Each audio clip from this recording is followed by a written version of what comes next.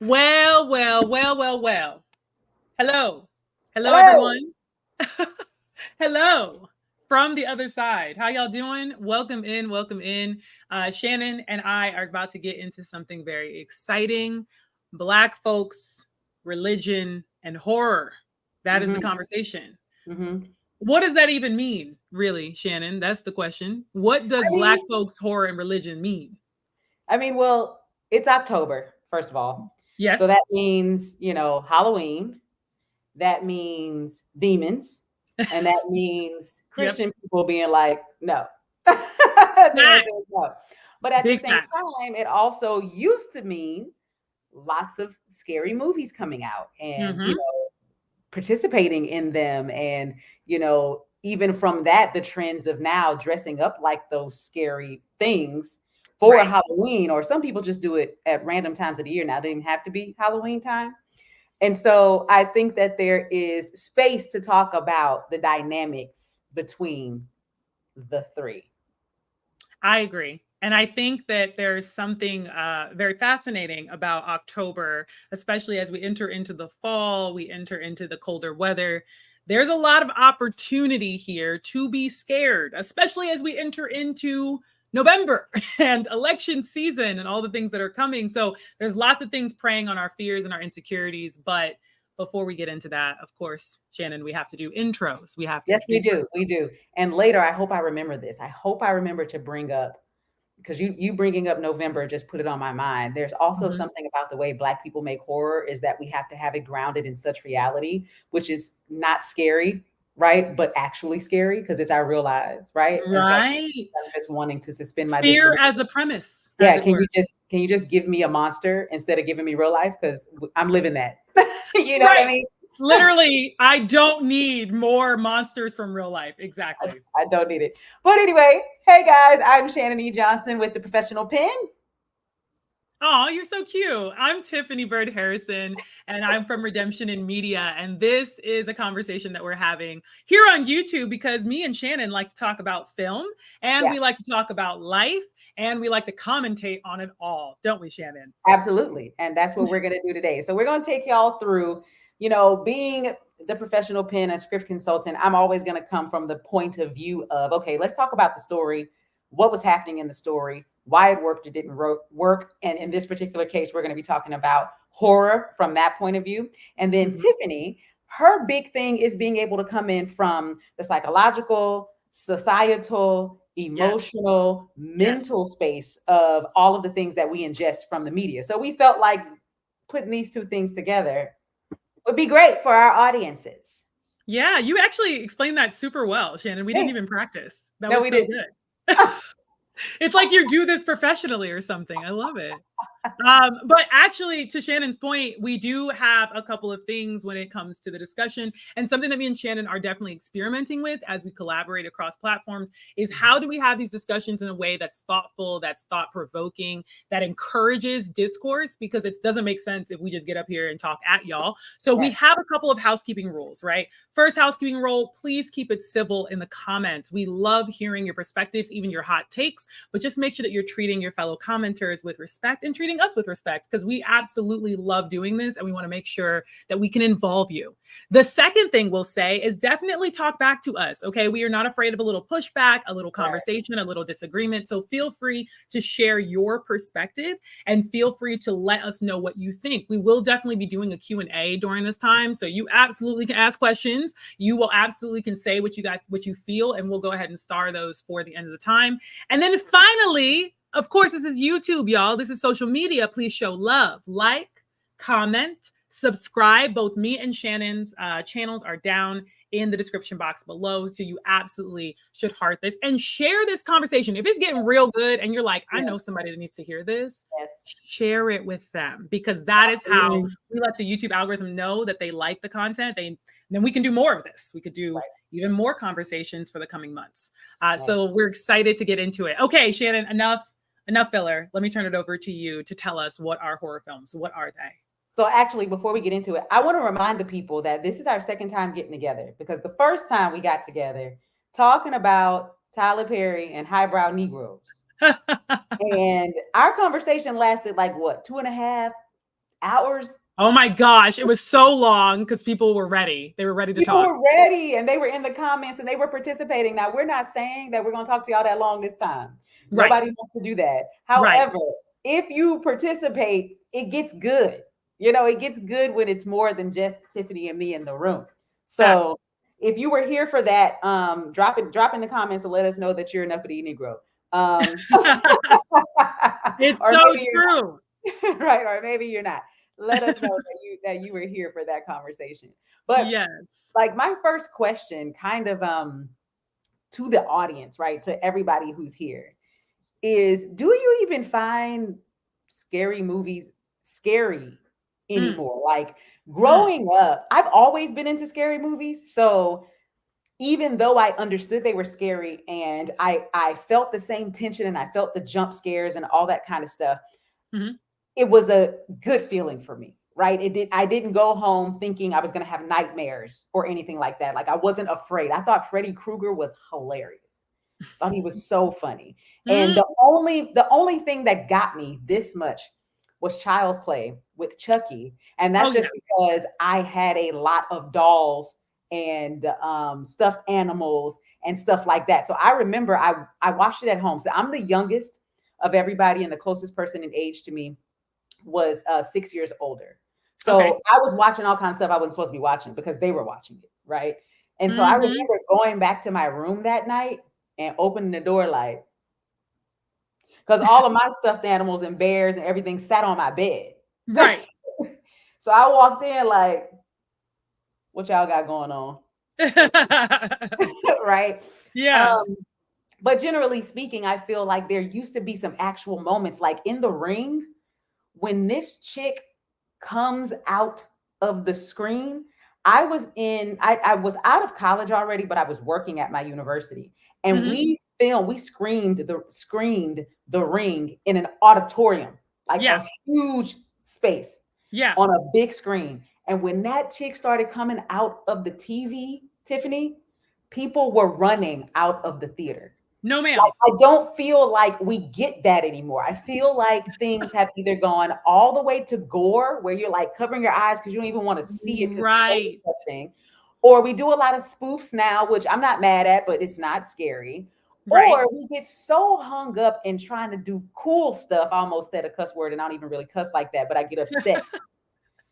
We get so hung up in trying to do cool stuff that it's not scary because it's not tracking, right?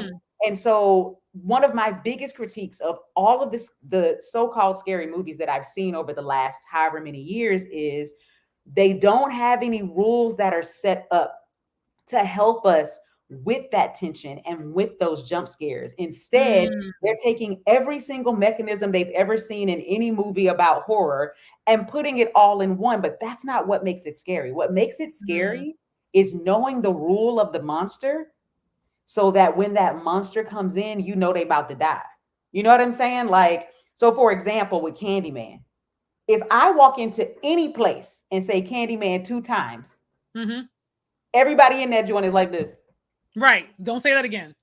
We don't need it any more times. Right. And so that's what I mean by like rules. You have to set up what the rules are and then show us what happens if somebody does the thing. So even in The Ring, right? The girl doesn't come out of that TV until the very end.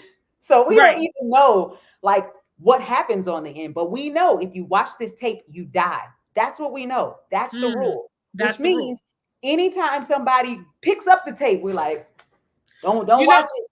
Well, Steve, and thank you for, I just have to say, like, that actually helps me so much as someone who does not, like, I didn't even realize the rules, right, before filmmaking for horror films. One of the movies that sticks out to me, of course, is I Still Know What You Did Last Summer. One of my favorites, that whole series, right? I Know What You Did Last Summer and I Still Know What You Did Last Summer. Very simple in terms of its perspective, which is there's this person who was done wrong. His family was hurt. They were murdered unnecessarily. And now he's taking revenge on high school kids, traditional, slasher, right? The challenge with it that got me is the rule is because they didn't tell the truth and they didn't say what happened where they ran him off the road on accident. It was an accident, but because they never went back and confessed, the rule was now he comes back one by one to get all. Yeah, and for them only.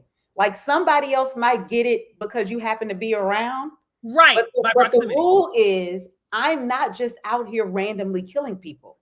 Oh, hello. I am only killing these people out of revenge. It's the same thing with the what's the one they made like 1 million of them, but the first one was he got on the airplane and he saw a vision and saw it was going to blow up. Oh, Final Destination. Final Destination. Ciao. The point is only the people on the plane are in danger. Right. Only because those people were supposed to die in that plane crash. And when they didn't, life, the universe, whoever said, well, it's still your chance. It's still your time to go. So the rule is we're not just going to go out here and randomly kill people in cool ways.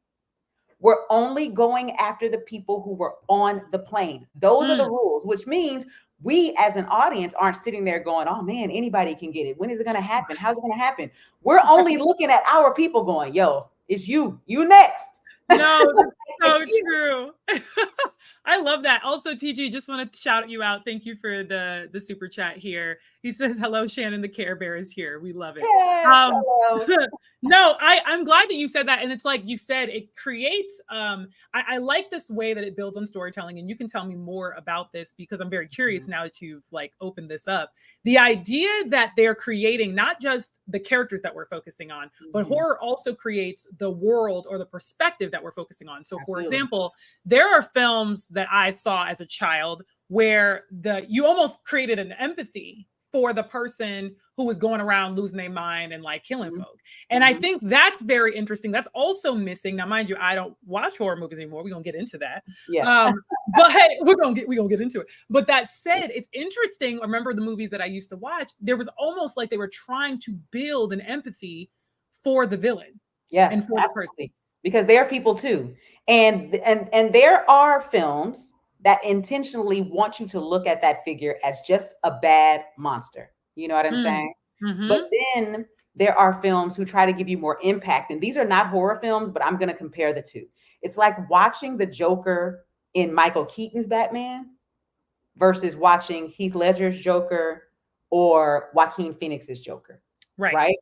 Same Joker, but in Batman, in Michael Keaton's time, Jack Nicholson's Joker was just a bad dude for the hell of being a bad dude. Like he fell into acid and now he's bad, right? But if you can get the audience to empathize with the villain, you are doing such a great service to your film. And so again, not all horror films will do this because sometimes there's just a monster. Sometimes there's just a terrible person. But one of the reasons we get into Friday the 13th and Halloween is because just like in I Know What You Did Last Summer, these were people who were done wrong, who became monsters. You know what I'm saying? Same thing with Child's Play, with Chucky, right? There was a guy, something was done to him, so he put his soul into the doll and then did crazy things. You know? And so if as I'm watching I Know What You Did Last Summer, if I can at any point go, dang, y'all did just take an innocent man's life, you should die. Now I'm watching it totally differently. Well, you're invested in a different way too. I'm invested in a different way. Yeah, because you know that could be you. And I think maybe that's the big key. Maybe we ain't trying to land the plane too early, but perhaps horror has lost a bit of its soul, for lack of a better term, because of the empathy that we're missing in society. We don't actually have it, not just for our characters, we don't have it for each other. So the idea that someone could all of a sudden chop somebody up, in our minds, it's like it's hard to really build that out in the storytelling because now we don't even care we'll pull our phone out and watch somebody's shot and somebody die. Yeah. And have no issue with it. It's not. Yeah. So I think there's something too about not being horrified by the ways that people are treated and the ways that bodies are falling to the ground and things that make horror films feel a little shallow when we watch them now. So thank you for explaining the rules. That's very I just learned so much from that. And I think that's so helpful. No, seriously, that's very helpful because I never considered it, but you're right. There's so many elements. So then talk to me about this. So we're talking about Black people and horror. Do Black people even watch horror films? I know our audience is here. They're chiming in. So they can tell us. They're chiming in. Yeah. They're chiming in. So I'm going to obviously make a generalization because I watch horror films and I know a few other people who do. But like I said, I grew up watching scary movies, loving them. It wasn't until I became an adult, like in my late 20s, when Paranormal Activity and like stuff like that started coming out. And Mm-hmm. I was trying to get people to come with me, and they would not go. Like all of Mm, them were like, "I don't watch that," and I'm like, "What do you mean? I've been spending my right. whole life watching this stuff. What do you mean?" And so the older I got, the more I realized a lot of people weren't allowed to celebrate Halloween. They weren't allowed to watch any scary movies, especially if it was something demonic. But some of this stuff, I'm like, that's not even a demon. You can't watch that. That's a real person. That's a real that's a real Can't watch that. Like, so I think generally speaking, culturally, because Black people tend to be religious people, right? Mm, Again, generalization, because it's not true for everyone, but sure. Black people tend to be religious people. Mm-hmm. And therefore, it's like a no. Like they even have what they call it, Holy Night instead of Halloween night. You can't even That's go trick right. or treat. Hallelujah You night. got to Yep. take your child, Hallelujah night. You got to take your child over here. And what kind of costume can you even wear to Hallelujah like? Or do you not Mm. wear one? Well, I actually, funnily enough, I like this question. I want to jump in on it. But to your point about Hallelujah Night, I can speak to that because my mother was one of those people that was like, oh, we're not watching Harry Potter in this house. Do you know what I mean? And Right, I right. remember That's not even horror. That's literally, just she was like, we ain't doing the wizards and witchcraft. And yeah. I was like, Mama, I feel you. So I understand. But Damon makes a great point. He says, sorry, but those rules don't apply to plenty of horror films. For Mhm. example, in Friday the 13th, Jason would kill anyone who was around. The same was true of Michael Myers in Halloween. Shannon, do you want to respond to this? Yes, because it's not true. So what I mean by the rules is the rules of that film, Mm, not that every single horror film has the same rule. So mm. thank you for bringing that up. That's not what I'm saying. For Jason and Michael Myers, and I always conflate the two, so I'm sorry. It's They okay. were killing teenagers as they were trying to get to a particular person, but Sure. they too didn't kill just anybody. It wasn't Mm, just anybody. Now, I haven't seen them in a long time, so I can't give you what those specific rules were in that movie. But if mhm. you go back to watch the movies, you can figure out what those rules are because they set them up for you. So I don't mean that every single movie has the same rules. I'm saying that movie, and this is what I was going to say after you talked, but we transitioned out, is any world that is not like 2024 present day America, you have to set up the rules. So the same thing is true for fantasy, for science fiction, for horror, all of it, because these things don't exist in our real life, Mm, right? mhm. So just like with Harry Potter, you have to set up that these wizards go to a school. Not all wizards go to a school. You have to set up in True Blood that these vampires actually walk around amongst everybody else and they drink blood out of a produced can. Those are the Mm, rules that you're setting up in that particular story.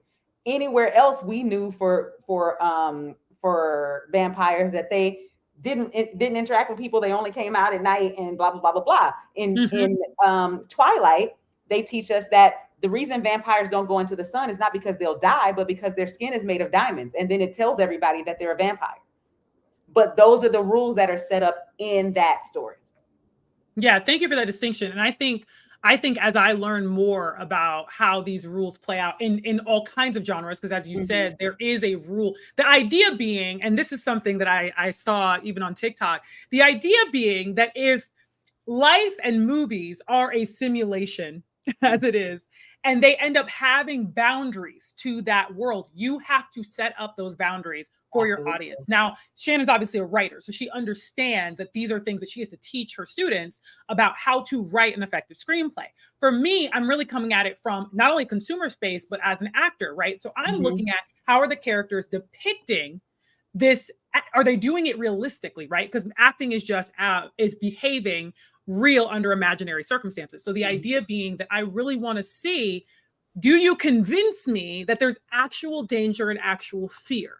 Right. And one of the things I want to transition into with that question, because there's a list of movies that we've seen. I think one of the things me and Shannon talked about before we got on was like, a lot of us, as even as Black people, we have a reference point for horror that is mainstream, meaning Black characters are not necessarily the main point, right? Yeah, they're not going to live. They're going to die first. They're going to die first, right? The Blackening showed us that they were going to die first, and they can't all die first if they're all Black. But the thing that's interesting is that the question being, like, some of these movies that are coming out, right, Shannon? We got Sinners coming out with Michael B. Jordan and directed by Black Panther director. Thank you, Ryan Coogler. I was like, my brain. Ryan Coogler. And then, of course, Tales from the Crypt, which then spawned off the Black version, which is Tales from the Hood. Classic horror that some people named in the comments: Elm Street, Carrie, Halloween, Poltergeist, The Shining, Child's Play, like these kind of more classic horrors. Can you talk a little bit, and of course religion and demonic, which The Exorcist takes the cake for, can you talk a little bit about these different films and how they have impacted the genre as a whole, again, especially from people, you know, who are watching? Yeah, I think the biggest way that they've impacted the current genre is kind of like I said before, that people are now taking a little bit from each and putting it all in one movie instead of understanding the category of the movie, right? So if it's a slasher film, then that means you do have people running around killing on a killing spree. Now, again, depending upon what was set up and what the rules are, they're killing whoever. But the point is, there's a mad person on the loose who's killing people. And that's what it is, right? And then you have the gore films like Saw, you know, where it's like, we're just going to capture some people and do messed up stuff to them this whole time. Yeah. You know, I haven't seen it in a long time, so I'm not going to talk specifically about the rules. But the thing that made that scary was, what are they going to do to these people that I have to sit and watch? You know what I'm saying? Like, outside of that, the film itself is not scary. It's just people in an escape room, really. But it's about what's happening to them, right? I hate escape rooms, by the way. Hate them. I hate escape rooms. I do not enjoy being there. I don't think I've ever done one. Oh my gosh, I don't enjoy it. Anyway, continue. Then you have like your paranormal ones, right? Yes. Which could also lead you towards the demons, right? Right. But that paranormal stuff could just be ghost. The Sixth Sense is ghosts. Others, ghosts, right? And when you look at the Sixth Sense and the others, you kind of ask yourself, well, are these horror films, right? Because they're not like totally, they aren't intended to scare you, but they do have their jump scare moments, and they're about ghosts, right? So those are a little bit more dramatic and therefore probably psychological thrillers with horror moments. You know what I'm saying? Because there is a moment in the others and a moment in the Sixth Sense that I did this. Maybe just one moment. But what puts it into that thriller category is that suspense. Yeah. Because you're sitting there the whole time going, something's gonna happen. Something's gonna happen. Like, you're taking on all of the taking in all of the rules and trying to figure it out, which is why the big reveal, the same reveal, spoiler, it's the same reveal in the others that it is in the Sixth Sense. It's like, oh wait, I'm the one who's dead. Right? Thanks for the spoiler, Shannon. I was gonna watch. No, I wasn't gonna watch. No, you weren't. But I think, you know, these films have set up for us that horror is not this one thing. Right. And you don't have to live in this one space. Even if we put the spoofs in there, which Black people have done, because again, I think for Black people, it's like, nah, I'm not going to deal with that stuff. And Black people have always made the joke that if we were in the scary film, the scary movie would be over, because either we're going to fight the monster or we're leaving. Yeah. Like, like, we're not going to go check it out unless we go in with our blip. You know what I'm saying? Right. And actually, so I want to highlight this. Another super chat here from Shannan. He says, love your content. Thank you so much, first of all. I'm an extreme metal vocalist, horror content creator, and being a Satanist in our community is definitely frowned upon. Now, Shannan, I have questions that I would like to follow up on this. So I'm going to bring that back around in the Q&A, but thank you so much for the super chat and for being a part of this. I think, though, Shannan, something that you said that just kind of sparked for me just now was this idea of like, it's interesting that we have so many themes, or I guess horror genre kind of relies heavily on, like you said, the paranormal, the demonic, the things moving by themselves, and Black people are not the type to go and investigate. Absolutely. Why did that happen? What's going on? We don't need more information. And this is something that I'm curious about within like horror movies and kind of just the whole space. So what was one of the first films, it could be Black or otherwise, horror wise, what was one of the first scenes that really stuck out to you and why? Oh, yeah, who knows? Like if I go on like something I really, really, really remember, it has to be The Ring and that girl coming out of that screen. I mean, I've never seen people react like that. You know But it what was I'm the saying? people's reactions, not your reaction. I mean, I too was afraid, but I'm not a scary person. So I wasn't climbing out of my seat. There were people climbing, like trying to get out of the place. I'm not exaggerating. Yeah. You know what I mean? But also we were in an auditorium. So the screen was huge and they made it kind of look 3D. So it looked like she was coming out of our screen. Right. You know what I'm saying? I also really remember Paranormal Activity and being in there like, because you know the whole point of that, which is again a different category with like the Blair Witch Project, which is making us feel like this was based on true stuff. Yeah, the found footage, the whole found footage. Thank you. Found footage, right? And so watching that, and again, they're showing us, teaching us the rules every night. Yep. So you know what's about to happen when she goes to sleep at night, right? Yep. And then like this was before, you know, it's so early on in our technology at that point, but watching those covers get yanked off of them and not knowing how they got yanked, because I didn't know enough about like, how are they doing this, right? Right. So for me, it's just like, oh my God, is there a demon in the house? Or like the hoof sounds when the thing would walk through the house. I was like, no. It's a no like, for me. Look at you, you're like, it's a no. It's a no for me.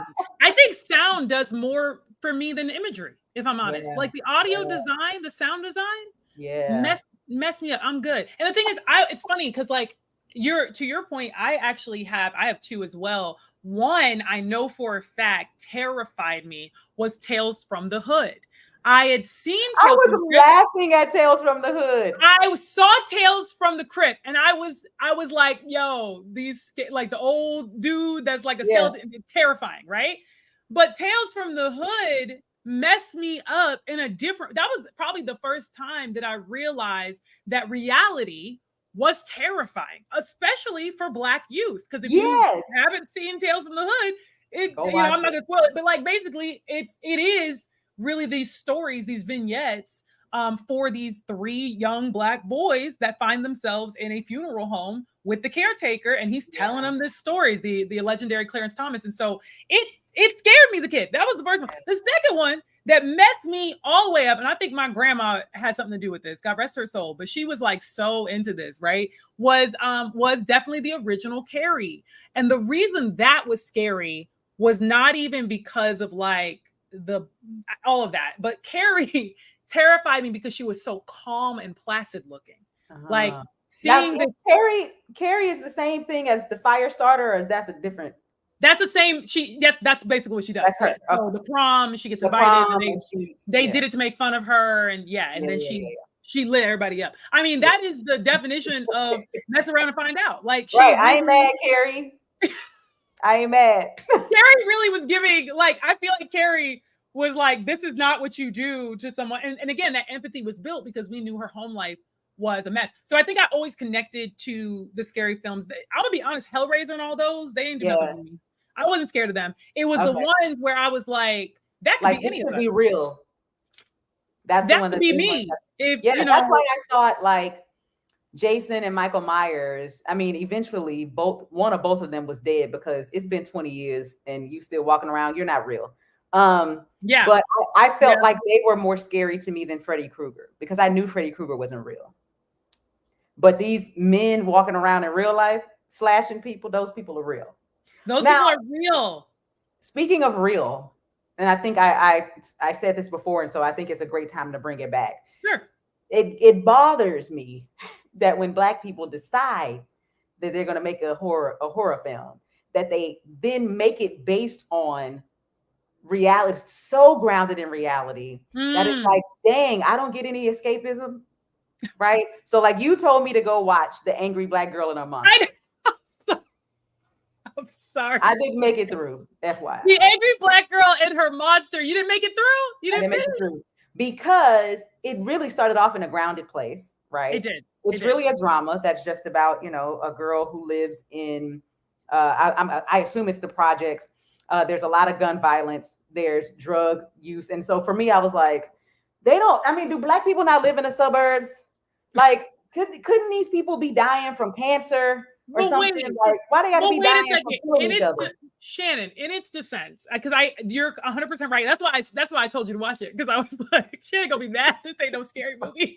This is the thing. In its defense, one thing I will say in its defense, because I wasn't overjoyed with it. However, I thought it was a very unique thing, because we've been doing this forever, where you take an old story and you repackage it somewhere else. I thought it was very unique to take the Frankenstein story and put it in not just the hood, right? This kind of nebulous, vague perspective of an environment that nobody's ever seen, but like very specific projects. I thought that was interesting. And I was intrigued by that. Especially because she's a genius, right? So the fact that it's this young, I think she's 14, 15, maybe, young Black girl who knows so much about science. Clarence Williams, forgive me, DeAndre. Sorry, I had to clarify. Clarence. Oh, you said Thomas. Clarence Thomas is not like, they had the same name, but I was just they did not. They did not. Thank you for the clarification. So I appreciated like that part, you know, that she was able to make a Frankenstein, you know, her own monster. Yeah. What the reason I stopped watching was not because of the gang violence. Like, I was pushing through. If I can watch Raising Kanan, and I love Raising Kanan, I can watch pushing through.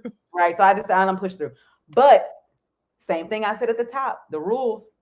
Yeah, the rules. Rules started getting funky, and then it started just getting corny and weird. And I said, I gotta go. But it's because they had this great idea that was grounded in reality. But as soon as the monster came to make this be pushed into horror or scary or whatever, there were no rules whatsoever. It's what does she want to do with the monster? What does the monster want? The monster wants, he literally says, I want to go see my dad. The scene before, you were in the wall or the apartment next door looking at your dad through the wall. You could have gone in and saw him then. Instead, in the very next scene, you're in the middle of the road somewhere talking to cops so you can kill them. You said you wanted to see your daddy. He was right there. Why are you in the road talking to these cops? Right. And then he's killing people who are, in quotations, bad guys because they're drug dealers. But it doesn't seem like it's with intention. It's just, this one happens to be around, so I'm going to kill him. And then, spoiler, everyone. No spoilers. No, I'm spoiling it because this is my problem. You can't have, wait, before you say it though, before you say the problem, because I want to make sure, like, I think though, to our point about scary movies being made by Black people, that's the challenge, right? Is that we feel we have to ground it in reality. Yeah. Because that's scarier than, we're not scared of monsters. Right. I get it. You know what I'm saying? And I guess that's a relief. It's like, when I'm going to watch something fantastical, I want it to give me some relief. So it's the same thing that I'm feeling about Sinners, right? Because Sinners is a period piece. And so it's like, as soon as you put us in period piece, now I'm going to have to deal with somebody's BS. And I don't want to do it. Like, I just want to see them fighting vampires, yo. I don't want to see them not being able to speak in complete sentences and also dealing with racism from white people. Wait. They just deal with vampires. It's the not complete sentences for me. Here's the thing. And you're not wrong, because I feel like Blade, which I don't even know if I would consider Blade a scary movie per se. Now, because, definitely. I don't know if I would. Definitely fantasy. Totally fantasy, sci-fi, whatever. It sits in that space, supernatural, I guess. But Blade did such a good job of what you're talking about, which is creating the fantastical without making us have to remember, like, yes, we know he's Black in New York, like, we get it. That's likely because it wasn't written for a Black man, but they cast one. And I think that might need to be the approach, is that we need to start writing these pieces again, as Black filmmakers, as Black writers, as Black creatives. Maybe we need to be more agnostic in our perspective. Like, yes, cast whoever you want. I'm not saying don't say Black character, but it doesn't need to be in the text. It doesn't need to be, they could just exist. And we can write more fantasy stuff. We can write a world that we don't live in. I agree. We can do that. Like, even when you think about Harry Potter, right? Harry Potter is based in two places. London, where things are very present day, very regular, and then off at Hogwarts, where things are different. You know what I'm Right. saying? So I'm not saying that, we can't have reality at all. I'm No, I just know. saying that you're making a film, you're building a world, build a new one. Right. You Well, know what I mean?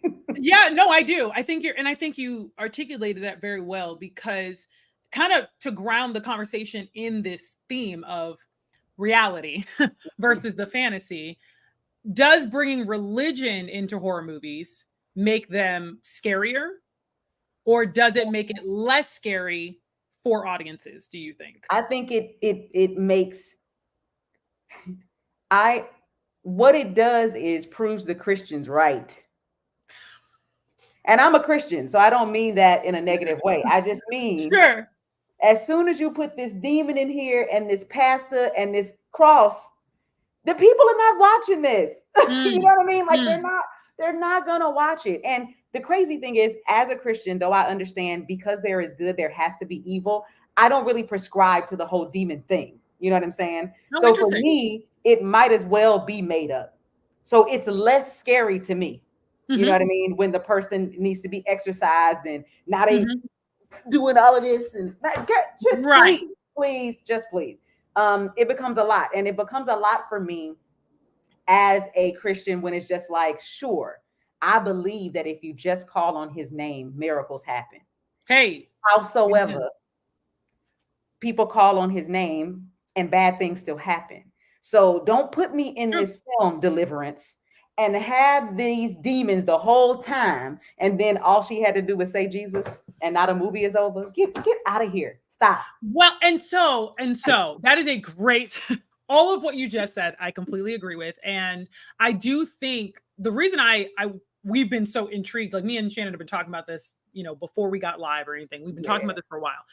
The reason that we wanted to do this topic in particular, obviously the Deliverance came out and it was a frenzy on social media. If you guys saw the videos, the TikToks, the amount of prophets and evangelists and apostles that Right. came out Yes. decreeing and declaring all the different things that supposedly was happening with this movie and not happening with this movie. I see it every time there is a film that has this kind of undertone, right? Or even overtone of religion. And I find it offensive. I genuinely, as a believer, as a follower of Christ, I find it very offensive, because I think what it does, and Shannon, you said this so well, is I think what it does is it creates caricatures out of demonic activity or out of dark things that I believe very much do exist. However, no one is walking into a home and calling out demons and saying, "Hey, I'm just going to show up in your life. I'm an apostle. I'm this," as the movie did, and then just go to spiritual warfare, as she said, against a demon in a house. And then also, they never determine the demon lived with the house. Like, did it come with the property?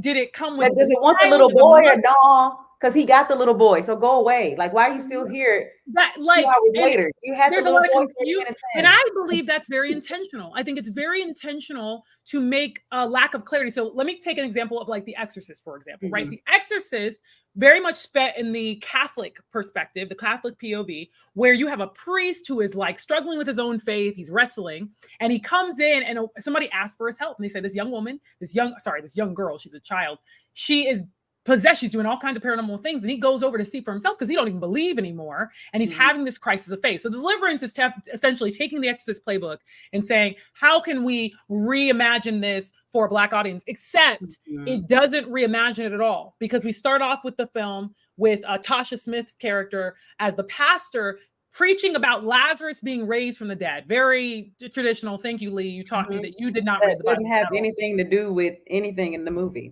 0%. But we start there, and then we end up somewhere else where apparently demons are just like running amok. They can just, like, they possess children, they're throwing people around, they come in and out, and the kids are in trances.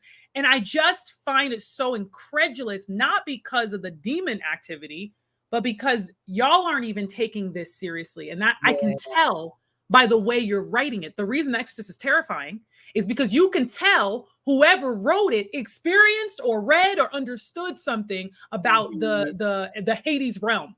And then you have this now where it almost seems like there's a mockery being made. I think he gave a good, honest try, but that is my problem with it, is I don't believe it, because it's clear that you think this is funny. You think this is... It undermines the whole thing. It does. Right? Because for someone like me, you know, as I said before, as much as I am a Christian and believe in good and evil, to me, this is just weird and odd. And all you did was make me go, yeah, see? It is weird. It is. Projectile vomiting and contorting of the body and all of that. Though in very extreme cases of demonology, sure, that might have happened. Even if you look at scripts from the Bible, like even if you look at stories of demonic activity, this is so incredulous. And actually, speaking of demon time, like something I was going to ask you, Shannan, because I think this is important to point out, right, for the audience and for people. This theme of losing faith or not having faith or having traumatic things happen to you that leads to a crisis of faith, then playing out in a demonic manifestation, that's very telling to me about how some of these writers and these people experience, whether you consider yourself spiritual or not, how you consider these things. So I would love to know, like, do you think that the losing faith or questioning beliefs, especially in the Black community, does that have any bearing on the way that we're approaching the horror genre and specifically Black religion and horror? I think yes, but probably subconsciously. You know, there are rumors about Hollywood in general, let alone Black Hollywood, that, you know, a lot of people aren't believers in the first place. So for them, it is just, I'm writing a movie and I chose to do horror. You know what I mean? And I chose to do, you know, I chose to take this real life story and add these elements from The Exorcist, and then add other elements that weren't there that just made it, you know, that much more unclear and confusing, because I thought it would be entertaining. And then I think about the impact, the social impact that it could be having. But I do think people like to tell the story about someone not having faith getting to a point of needing faith. I just don't know why they choose to use demons to get you there. I think there are a lot of different. And then sorry, I didn't mean to yell. But one of my larger issues with the Deliverance in general was that the woman who did believe in God was of no help.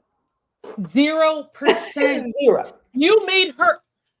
I'm sorry. No help. And not only that, Shannan, my favorite part is when they zoom in on the cross, the crucifix. Because mind you, she's not Catholic, but for some reason, Jesus is on the cross. They zoom in on it. They take a picture. You got Monique taking a photo of this crucifix. Like, we need some evidence for this. And I'm going, so apparently, because in Blade, a cross or two could do a little something, do a little damage. Here, no bearing, 0%. Apparently, that's just a symbol. Apparently, that lady, Glenn Close, that's just a symbol. And it doesn't mean anything. Doesn't mean anything. She put it on the wall, didn't do anything. The demon came and acted up even more because you put it on the wall. No prayer. There was not a moment. When she said, I don't need an intercessor, I got Jesus. I was like, okay, getting good. Maybe we're going to have a little. But it didn't work out for you. So then what are you telling the world?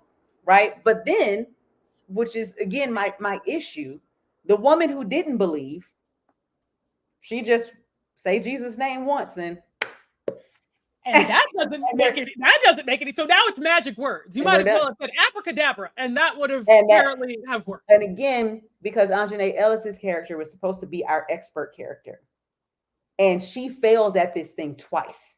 Right. Okay. She failed back in the day, and then she failed again here. She's the one who believes. She goes to church every Sunday. What does that say?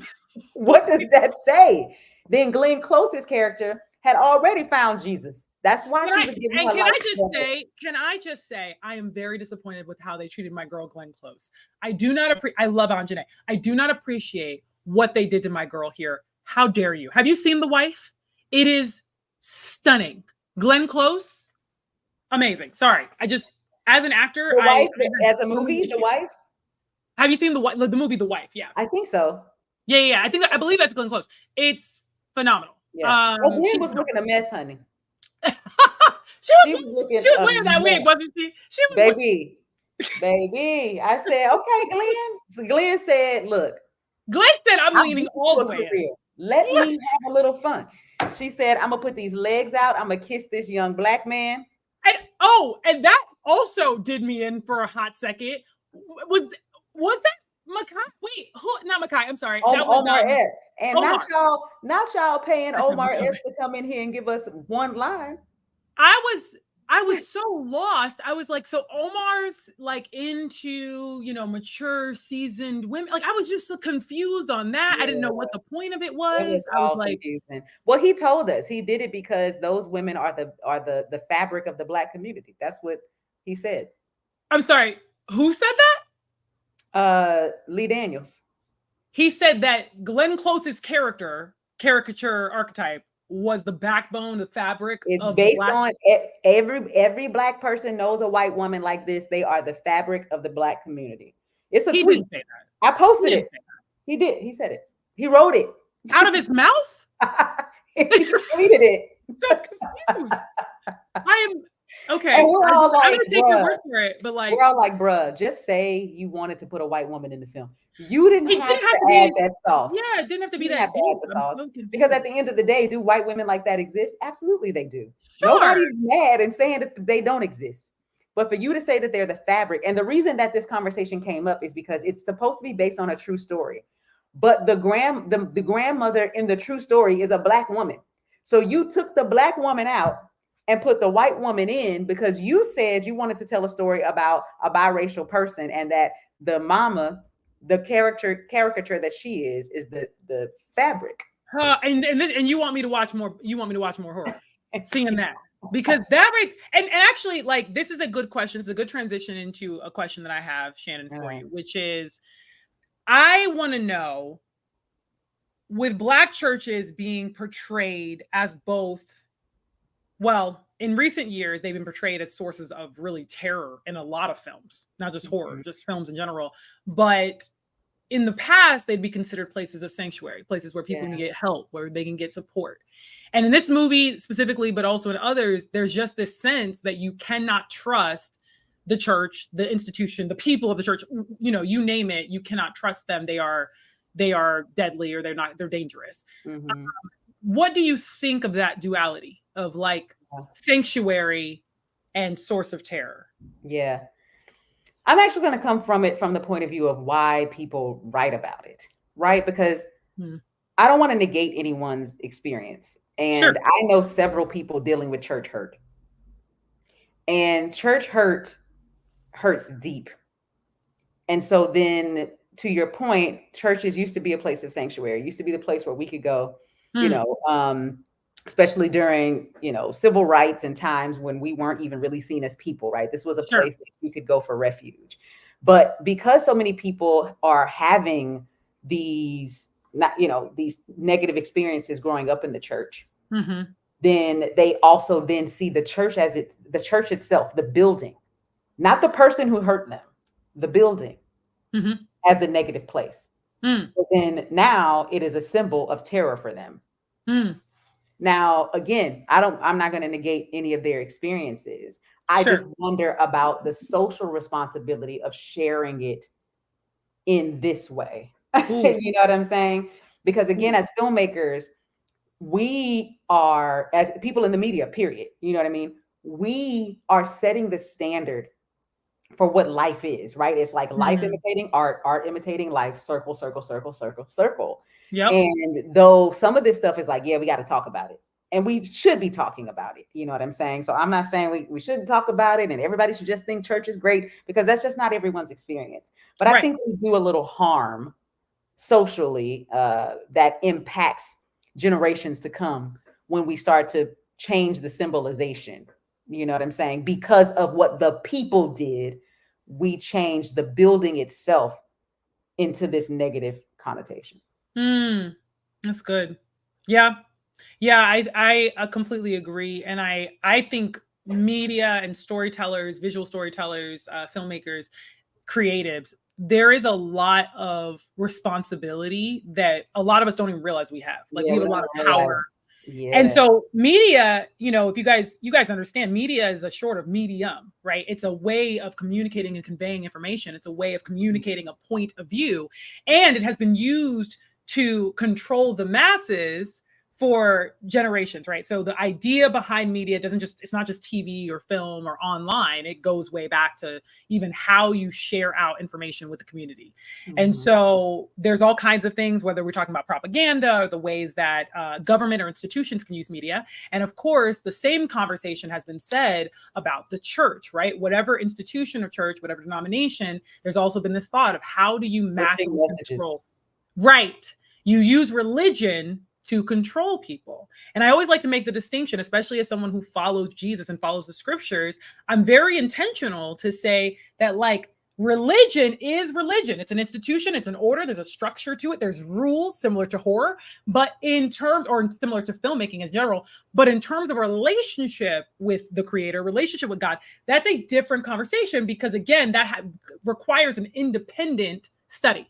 Absolutely. An independent thought that is connected to a larger body of believers, people who believe in the gospel. So that said, I think that the idea of playing on the fears, and this is, I said I would address why I do not watch horror movies anymore, and I will address that, because I think when you play on the fears and exploit people's perspective and vision of what life is or what life could be, the idea is to take, and I think somebody said this in the comments, is to take the unknown, which is the most terrifying thing for all of us. It's that which we do not know, and make it the thing that can control us. It controls our behavior. It controls what we do and how we operate. So many of us are conditioned to just take what the media gives us and not parse through it. And so when I decided, okay, you know what, I'm going to take like a cold turkey approach and just say, I'm not going to really, and this isn't just horror, by the way, I don't really engage with a lot of different media on purpose, intentionally. I watched the Deliverance to have some perspective on that today, but most of the time I'll just leave it alone. What I started to find was that my thought life was different. I started to find the things that come out of my mouth is different. So even Shannan, when you watch films and stuff, I imagine your lens is very different, because you're a curator and a practitioner of writing and creating and building these things. But for people who are not the wiser, and they are just consumers, they're just taking it in. Yeah. They're not thinking deeply about any of that. They cannot suspend disbelief. They don't know. Right. I mean, sorry, they can't. They can. Belief. Yes. They can suspend belief. So they're able to just go with the world. And even if it's not real, they're not always parsing through the pieces that are getting left in their bodies, their spirits, versus what's being left out. So that's my big reason, is I was like, you know what? I don't actually need demonic activity in my dreams and stuff.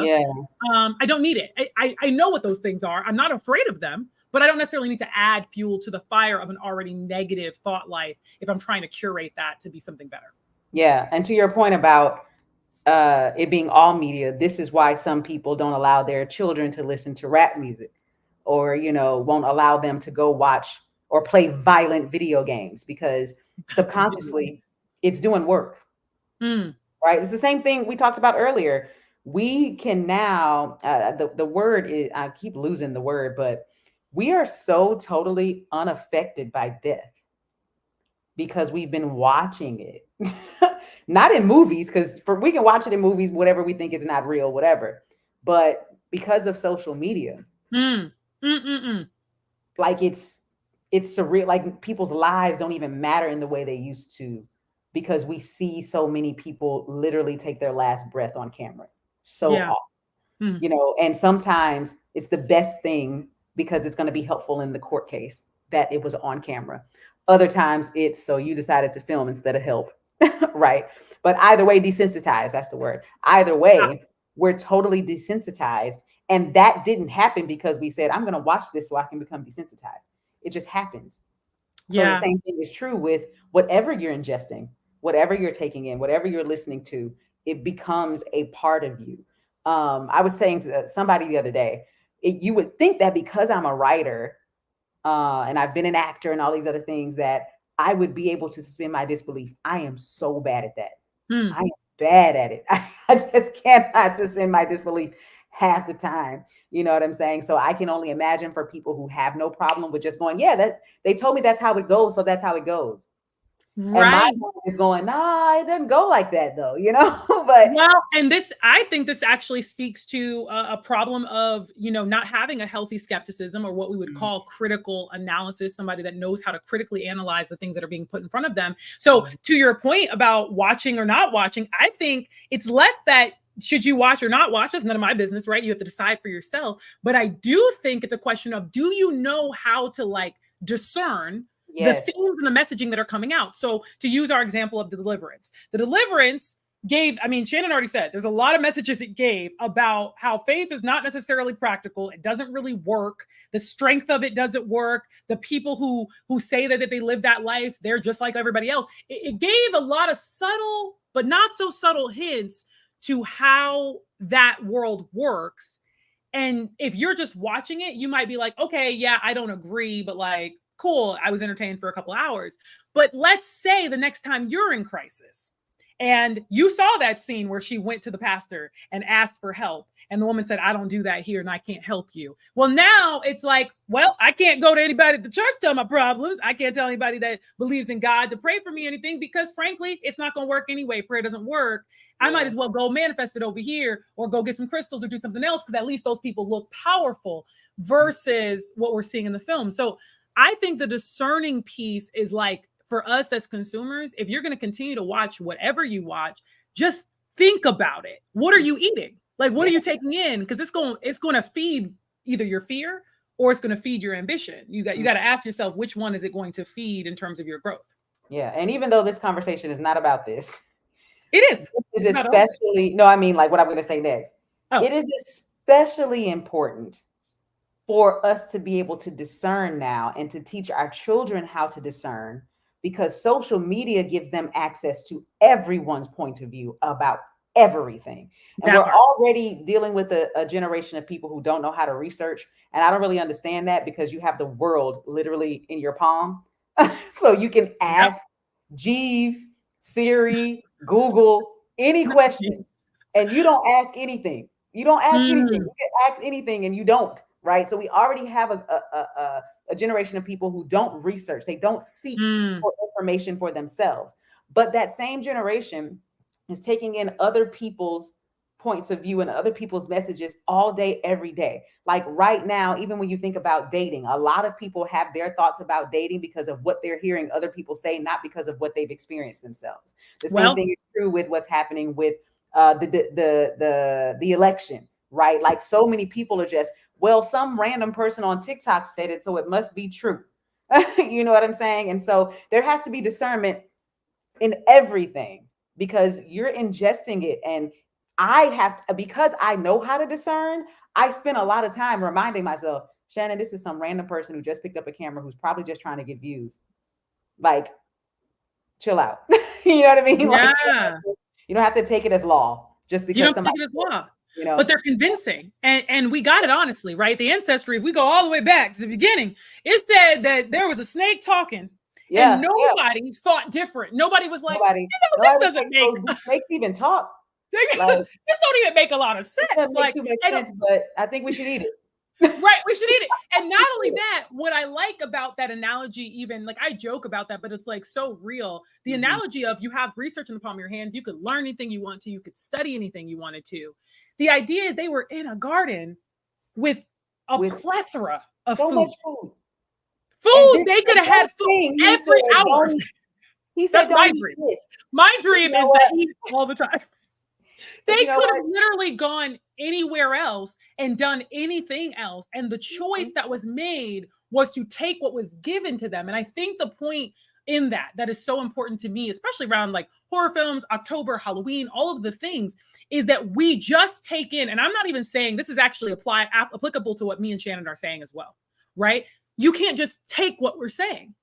Yeah. Investigate your own perspective and develop an opinion. I think so many people, we have a lot of opinionated people with microphones, me being one of them. We have a lot of people with that, right? But we also have a lot of people who are just taking other people's opinions and saying, oh, I like this one. It sounded good. I'm going to take that. Or they're not even doing that. They're coming on ignorantly. And I mean ignorant in the definition of the word. Ill-informed, misinformed, uninformed, and talking about things that are well beyond their reach. You know, so again, this doesn't have anything to do with anything, but there's a video going around TikTok where there's a young woman who is half Nigerian and half African American. Okay. And listening to her talk about African Americans so ignorantly because she does not understand the history of African Americans. Is like, what? And then the people who, everyone else, not everyone else, I think the other woman is possibly African as well. And then the men in the room are African American, but none of them are well informed enough to be having this conversation.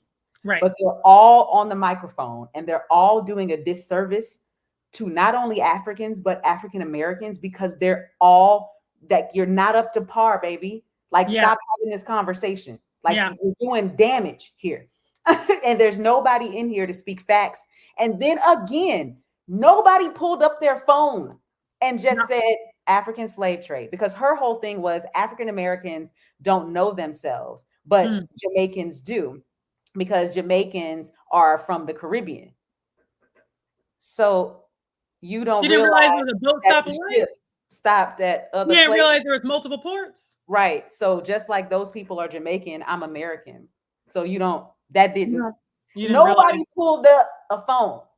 The worst cruise of our lives. You know what I'm saying? The worst cruise of our lives. Like, but I say that to say that there's so many people with microphones, and so you just have to have discernment at all times. And I'm forever grateful that I grew up when I grew up. I'm forever grateful that I grew up before the internet, before social media, because luckily, and I assume I'm privileged in this, but you know, our generation probably went through a little bit of the same stuff. But I had a mother who didn't answer my question. She said, "Go look it up."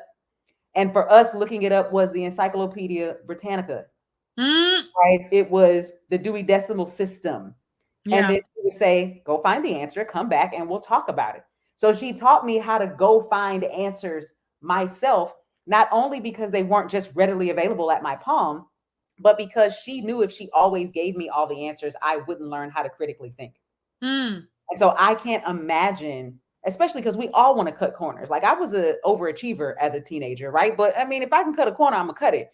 If I would have grown up, I remember even saying, because we didn't even have cell phones when I was in high school. Like, they started really coming out after I graduated. And I remember people cheating in class because their cell phones had calculators on them. I was like, bro, if I'd have been in high school with a calculator on my phone, bruh, it'd have been over for you people, right? So I say that to say, you know, a lot of technology is fantastic for those of us who learned how to do it without it. And now we can just use it to do things faster. It handicaps people who never learned in the first place. And And this is a kind of an epidemic or an endemic. I don't even know which word they'd be using these days, but I think this speaks to the obsession that has happened with, you know, simple answers to complex problems. So when we talk about filmmaking, we talk about creativity, and we ask people, hey, when you consume stuff, like, don't just be taking it in, because we're taking in millions of miles of information every moment. Right? Yeah, just scrolling. I mean, I can't remember the study I saw, but it said that we were consuming somewhere around like 45 minutes worth of these like 1 minute, 15 second, 30-second videos. 45 minutes. Like, just imagine how many videos you could stack into 45 minutes. I don't have to imagine. I do it every day. Every single day on TikTok and Instagram. So we're taking so much information, but our bodies, our minds, our spirits, our souls, we're not meant to consume that amount of information. And furthermore, we're not meant to dissect and digest that amount of information. So now that means there are things coming into our subconscious and our conscious body that we are not even aware of. Very similar to how we eat food, and they're like, oh, there's, you know, parasites and things in the food. And all you are what you eat. You are what you eat. We are consuming these things at such a large rate, and it's not even because of, not for wanting, we don't have the ability to decipher and to dissect all through it. So what can we do to develop the discernment that you're talking about, Shannan, and also allow our creativity? Because here's the other thing.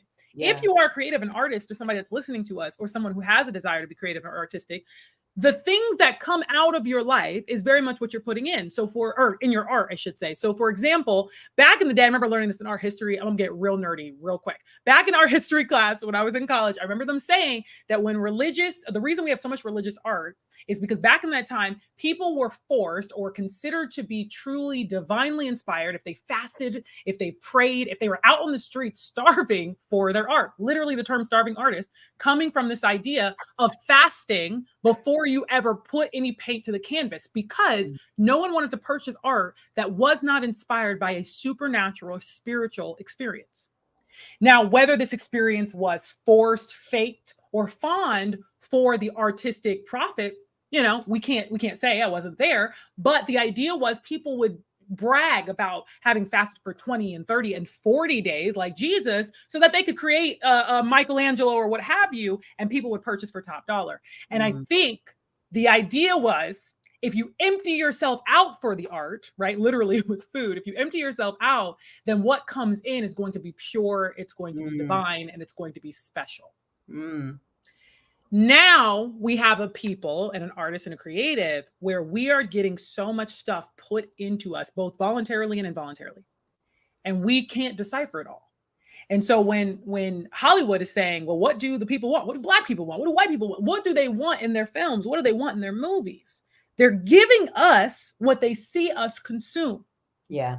That's what they're greenlighting. I mean, Shannan can tell you more about the process of how Hollywood actually works when you're getting a screenplay bought. But it's typically the path of least resistance. Who is the biggest amount of buyers, the largest quadrant of audience that we can grab without having to do too much? We don't want them thinking too deeply. We don't want them overwhelmed. We just want to give them cake. We do not want to give them meat. We want to give them milk.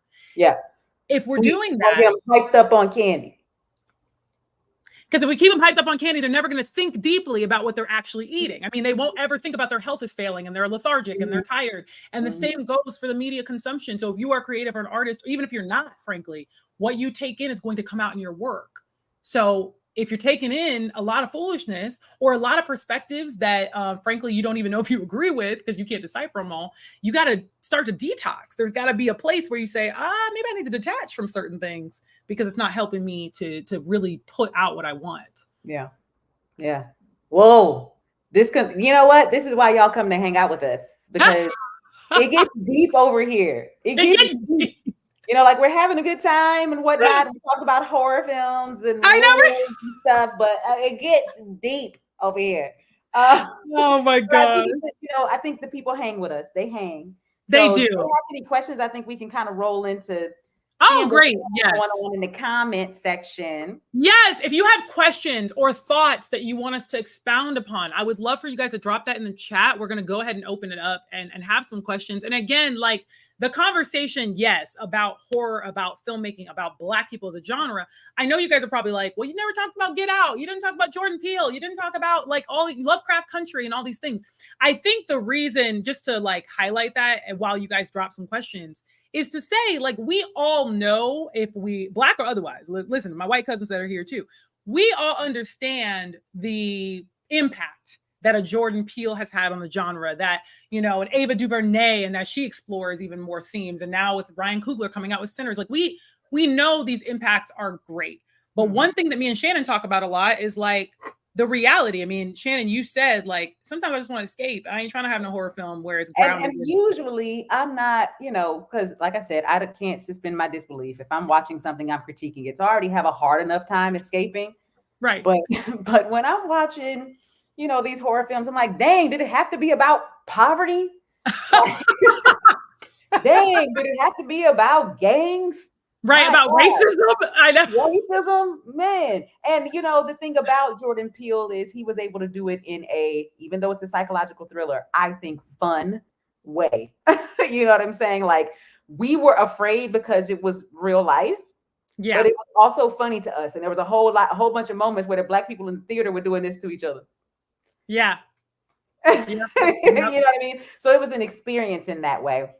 And so we know that, there are people who are doing a great job at it. I think just generally speaking with horror films, I just think that they have definitely weakened, in my opinion. But I also think the great part about it is they do split into these other subgenre categories. You know what I mean? Every now and again, you're going to get something good. Like, to me, one of my favorite films ever is A Quiet Place. Oh, yes. I think the concept's really interesting. Like, I cried reading the script. Did you watch this most recent one too? No, I actually fell asleep during the second one, and I haven't seen the most recent one. It was another one of those things where I was like, you could have left it. I don't care how they got there. I don't care What happened after this moment? Like, there is nothing better than putting people in a situation, rules, where they can't make any noise, because if they do, what's going to happen? The monster's going to come. Very simple rule that we learn within the first 5 minutes of the film. So when I teach classes, I will always show the first, it's probably closer to 10 minutes, but the first X amount of minutes of this movie, because you're learning every single rule that you need to know right then and there, right? Mm. If you hear a noise, it's over for y'all. So then to put a pregnant woman who is going to have to go through the most pain in her whole life in a film where she can't make noise,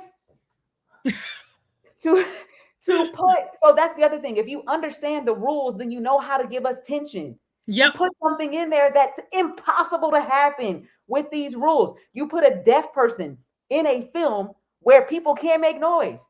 Of course she's going to be the hero. Yep. Come on. Yep. It's But so like good.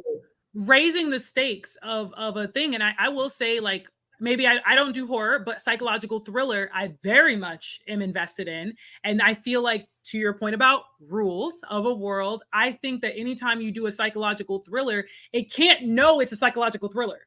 Like, the person who is controlling and manipulating everything cannot know that nobody else can be the wiser to what's happening there. I'm trying to think of a good example. And there's a couple in my mind that I'm thinking of that are more independent, but I'm just trying to think of a mainstream psychological thriller that really got me going, because I feel like so much of what's happening now with psychological thrillers is like, we're all in on it. Like, what was that movie that not flopped, but it just was a mess at the, was it Don't Worry, Darling? Do you remember that? Oh, I didn't even see that. You didn't even see it. It's fine. It's really fine. But it's a psychological thriller. And the idea is the whole time we're supposed to be trying to figure out what the heck's going on in this world.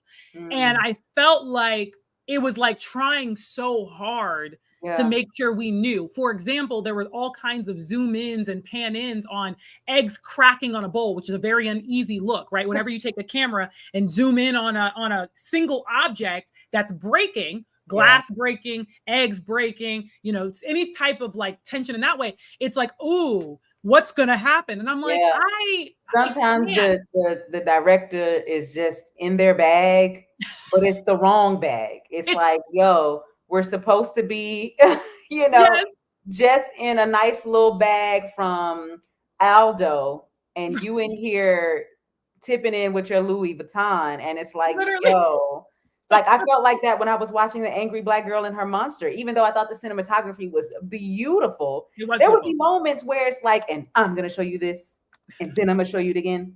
And then, but why? Why am I looking at it? What does it even matter? Like, why are you showing this to me? Because you think it's cool, not because you're thinking about how it is sending me a message about something I feel like I'm supposed to be learning, but I'm not. You just thought it was cool. So you just kept doing it. And I'm like, what?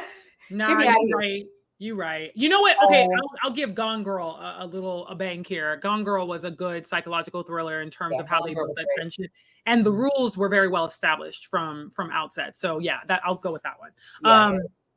So okay, question. So sorry, I totally was supposed to be looking at the chat. Right. Sorry, y'all. I've been going for it. Let's see.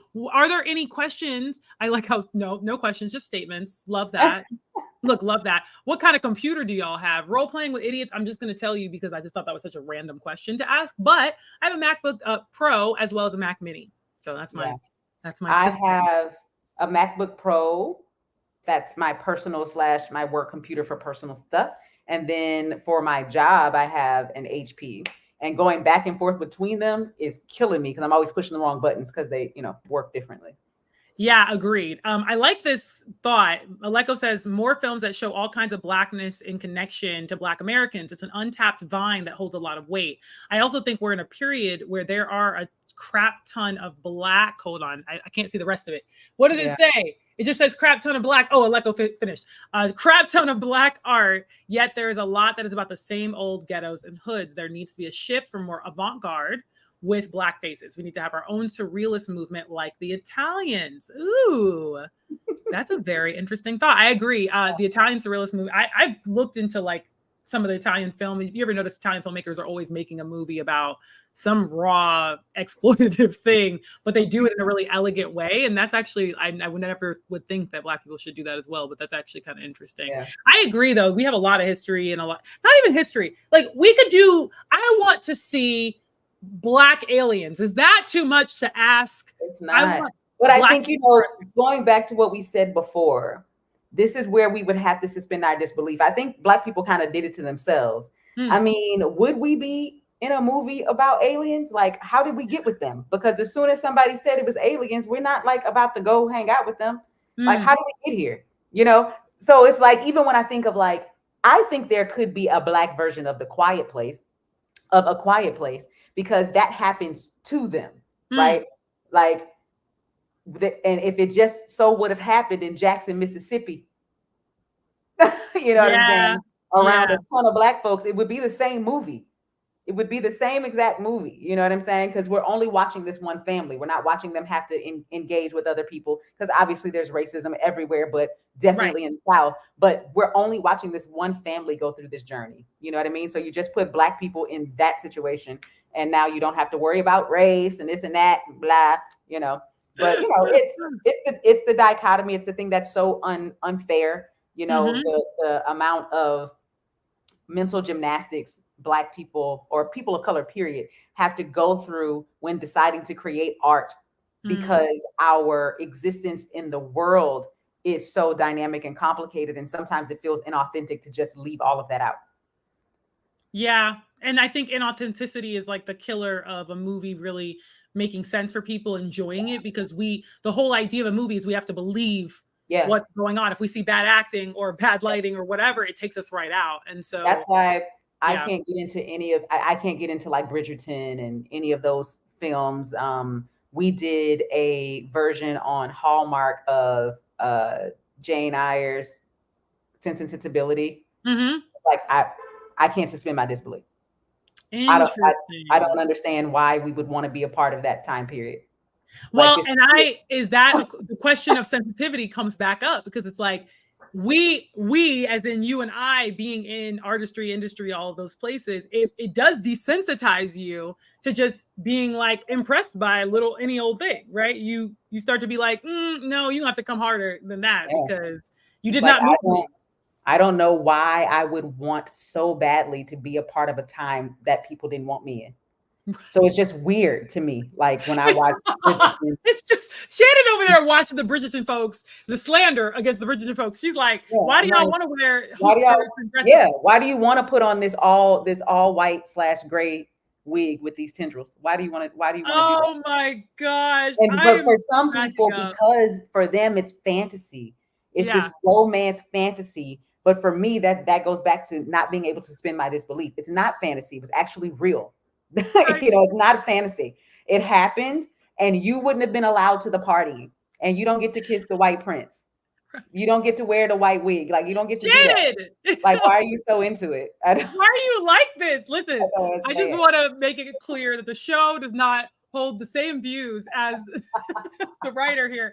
I've actually never seen any of those shows. Like, fun fact, I've never seen Bridgerton. I've never seen any of the Shondaland. I've seen a little bit of Scandal, but even that, I was like, I can't do this because none of this makes any sense. And so I hopped out. But we do have questions, Shannon. So I want to throw some of these in before we end here.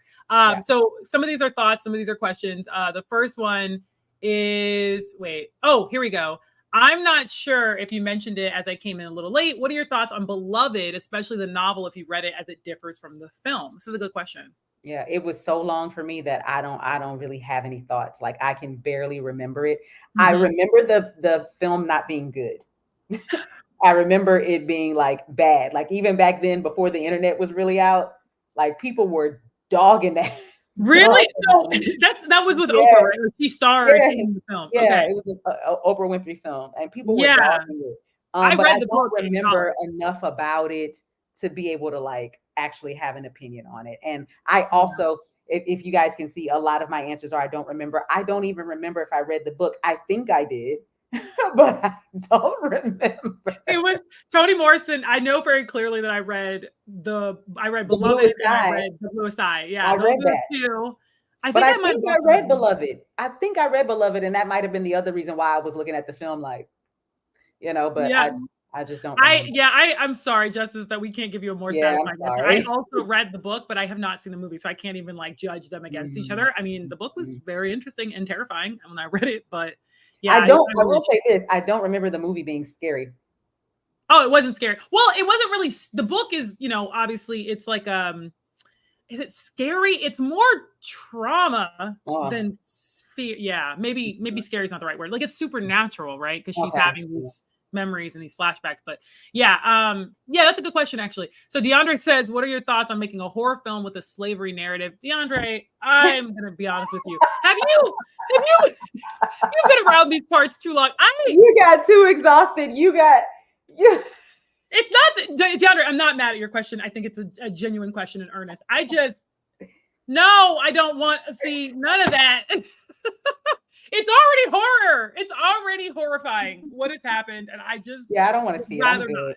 I'm good on slavery films altogether. But, again, I'm not going to tell people what kind of films they should make. I also understand that we're pulling most of our history out of our classrooms. So if we don't keep passing the message will just get deleted after a while. So I get it. But as far as me, because I don't have any children that need to learn. So as far as I'm concerned, I'm good. I haven't even seen, and I like Will Smith. I haven't seen Emancipation. I don't know if I ever will. It's going to have to be on while I'm getting my hair done or something. Right. So it's just like on, but I don't plan to turn it. I'm good.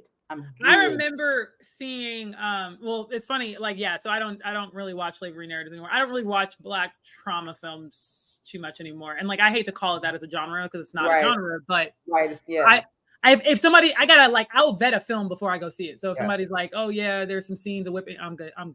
For me, it just depends on what the trauma is. I'm okay. Right. That's fair. But it depends on what it is. So for me, slavery, I'm good. Yeah. For me, other than raising Canaan, you don't do gang warfare, drugs, gangs. I'm good. Like growing up, yeah. I mean, Boys in the Hood, absolutely. Like Menace to Society. But Boys in the Hood is obviously not in the same vein. Like it's not. But at the end of the day, Doughboy is killing people. You know what I'm saying? Like he sells drugs. So it's like, sure, it's a coming of age drama. So it's not about gang life. It just so happens that they live in a gang infested neighborhood. You know what I'm saying? But for me, Forrest Whitaker has the show on Hulu. I know it's fantastic because it's Forrest Whitaker. I'm good. The Godfather of Harlem. I'm good. The Godfather of Harlem. Yeah. I'm good. I'm good. So yeah, that's fair. When Raising Canaan goes off, I'm probably after that I'm straight. Which is why when I was watching The Angry Black Girl and the Monster, I was like, so stop. Okay, so Shannan, you're not gonna keep going back to that movie and bringing it from the dead like Frankenstein, like you raising it. You keep using it. I'm not having it. Because I was disappointed. I sent it to you for research. I know. My bad. I sent it to you for research purposes. No, but there are definitely, listen, I'm always gonna be good on slavery. I will say I haven't even seen Nate Parker's piece. What is it? Birth of a Nation? Birth of a Nation, that's the one. Oh, yeah. I ain't seen that. Yeah. I ain't seen it. Thoughts on Andra Day's monotone performance? That's a very specific question. Thoughts on her performance in Deliverance? Shannan, I actually didn't mind her performance. Yeah. I thought all the actors gave us everything they had. I agree with what they were giving. They could, because that's what was giving. I thought they did. So I don't know. I haven't seen the script. I don't know how the character was described, or anything like that. But seems like she was doing what she needed to do. Listen, I'm always impressed when somebody is, pretending to be drunk and I don't feel like they're falling over and stuff. I always appreciate that. Yeah. I watched something else the other day and somebody played drunk really well. Didn't feel like it was over the top. But I'm rewatching Nashville right now. So it's probably on Nashville. I think it was Nashville. Let me tell y'all something. Hayden Panettiere, give her things. Give that lady her flowers because she be acting things. Because obviously, we know her as a child actor, but I just rewatched Heroes, and now I'm rewatching Nashville. Give her thing. She's so natural. She is. She's so natural. No, I agree. She is incredibly natural, and I think she does a really good job without giving. They don't give her a whole lot. I've only seen a couple No. episodes of Nashville, but they don't be giving her a whole lot. She just be going. And she's singing. And she's singing. And she been singing. I'm telling you right now, she been singing. I used to mix her up with Allie and AJ. Remember them? Anybody remember Allie and AJ? I used to think they were all the same. Yes, I was like, are y'all all the same? Because they all sang. All of these actors who can actually sing. Yeah. You know what I mean? Nashville is filled with, and it's like y'all found actors who can, so y'all found singers who can actually act and actors who can actually sing. That's not an easy thing to do. No, it is not. And I think, you know, if I can be honest, the person who disappoints me most is the Black girl that they hired, that they cast. I felt like, okay, here we go. We got into the second season and somebody told y'all needed to diversify. None of us were looking for this Black girl to be in Nashville, but we didn't need to be in it. We didn't ask her. No one asked for her. And then she comes, and it's not that she can't sing, but in comparison to everybody else, I can tell they found a Black girl. She was cute. She can act. And they were like, oh, she can hold a note. We'll cast her. The rest of these people are singing, honey. There's one guy, I can't remember, I don't know his full name, but he's from the OC, the TV show, the OC. I never thought he was going to come in here and sing like this. This young man is singing. You're ridiculous. This Black girl, and she just, you know. You're hilarious. Pops in the background. I will say that is so funny. I will say from Honor Day, like, I don't know. I wasn't mad. I agree. I wasn't mad at the actors, but I had such a hard time watching this. I don't know how y'all watched The Deliverance. I really struggled to watch it. Like, I was getting up and doing other stuff. I was making food, and then I would kind of come back if I heard a noise or something. Then I would kind of because I struggled with it wasn't the acting that I had a problem with. I just had a problem with where did he want them to go? They started at 100. See, there's this concept and this idea is in acting where you need somewhere to go. Right. So it's similar in musical theater, right? In theater, musician, have both done musical theater. You cannot start at a 10. You got to start at a 3 and build through the show. First of all, you're going to burn yourself out. So your voice is not going to hit them notes mid second act if you blowing it out in the first one. So you gotta build up. But secondly, it's boring. It's boring to watch when someone it's flat. It's monotonous. This is what you did. Yeah. So it doesn't matter if it's 10. It could be up here, but it's still a straight line. Right. It's monotone, as TG said. So like I struggle with any movie that starts at 100 and just because you've exhausted me as a viewer already. I'm already emotionally, I'm tired. So when they started the movie and already her and Glenn Close were going back and forth and the kids and everybody, and it never got better because that's the other thing. If you're going to start me at 100, that means now the progress is down. You know what I mean? Like if you're not going to take me up, then you got to take me down. But it said it was here the whole time. Like their relationships never got better. Nothing ever got better. Nothing. And they never, but like you said, if it's going to go down, they could never top, because what happens is if you start at a 10, you got to top that. That's why you never want to peak too early. Well, they did top it because her body contorted. She fell on the ground. She threw her arms up and she said, Jesus. And then the demon went away. They topped it. What are you talking about? No, Shannon. No. You know what topped it for me was when she punched that little boy. When she beat that little boy up, that was like, I said, well, the movie roll credits. We're done because this is a mess. And actually, really quick, while we're on the subject for 2 seconds, I just want to say, if we're really talking about demonic activity and spiritual brokenness, the fact that they proved to me was how demonic that whole relationship was with her children, with her mother. Because to me, that's where the demon was enacting, not the contortions, not the projectile vomiting. It was when she was so distasteful towards her own children, towards herself, towards everyone else. That hate, that was the demon. That the test for the spawn that she had, that was the demon. Yeah. So you can I think that's what he was trying to do, but because he didn't set up any rules, it got lost in the sauce. Because the rule was that the demon wanted the little boy. Right. I'm gonna rewrite it for him. The demon doesn't want the little boy, the demon wants her. Correct. And so since the demon wants her, she has to get rid of her inner demons, which is her relationship with her mother, the relationship with the kids. Now it makes sense that everybody around her is affected and not her, because she's the one who's going to have to fight for them. Then it makes sense that the demon starts to change into mom, change into her. Because at the end of the day, her issue is with herself. right? That makes sense, but only if the demon was after her in the first place. But since the demon was after the little boy, none of the rest of it makes sense. And also, I'm so glad you broke that down. I hate it.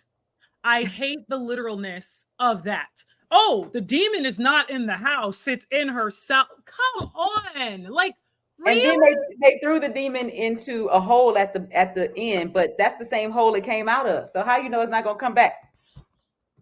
And also, nothing was delivered. What was she delivered from? Nothing. When Jesus delivered the man and he broke out them chains, and Jesus said, let all them joints go away, he threw them into the pigs. And the pigs took themselves out, went right over the cliff, and that man was clean. And then he said, you go back and tell your friends.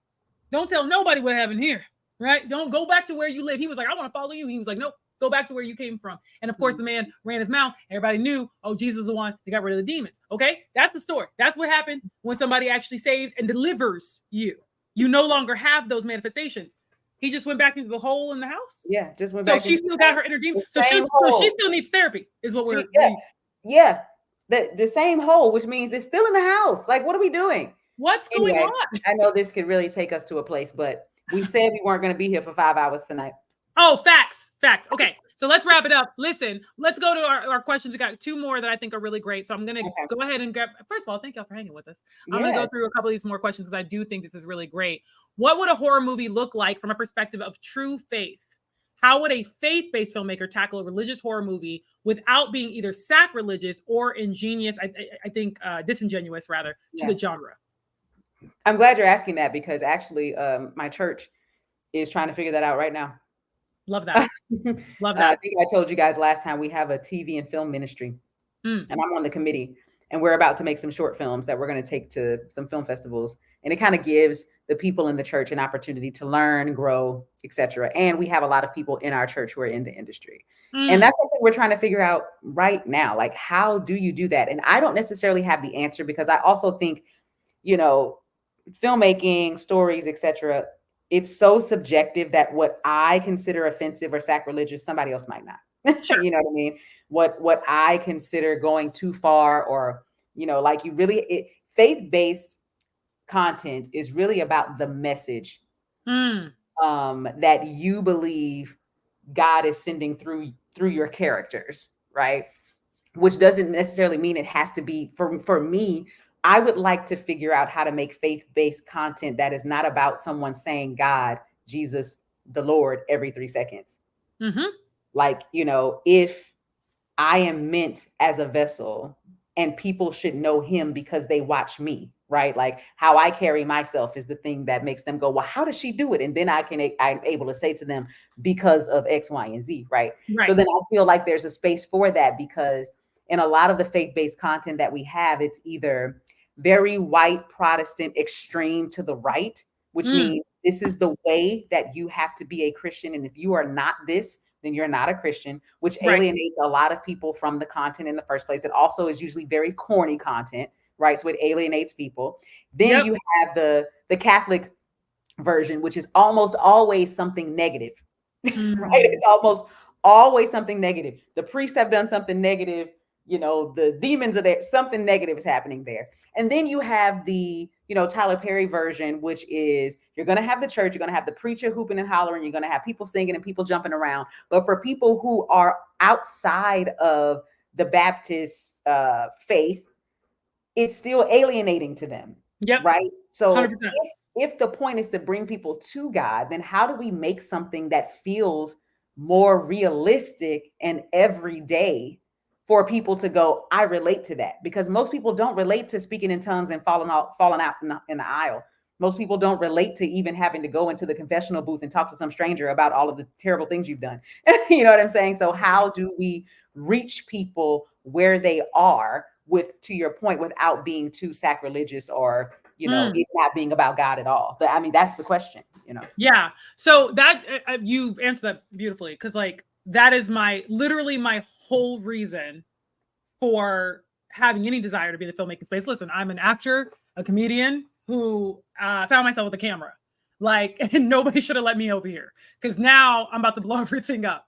So the idea behind my whole desire, the reason me and Shannan are working together, the reason I even want to be a part of the film space and the film community as a beginner, right? I'm learning a lot as I come in and I'm new to filmmaking. It's really about this exact thing. How do we tell stories that are relatable? Because the fact of the matter is that as a Christian or as a believer, as a follower of Christ, I don't walk around with a sign on my head that says that, right? Yeah. People have to know that by the way I live my life and the way that I conduct myself.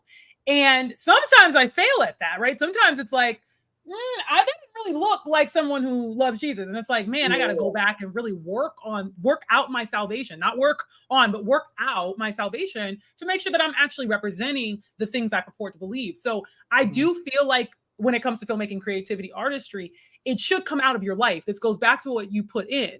If what you put in is not of God or godly, then what comes out is not going to be of God or godly. So the question being, to your point, Shannan, if you guys are working through your films, your scripts, and you're making horror films, is that a whistle? What is that? Do you hear that? The police. Yeah, it's the police. Not the police. I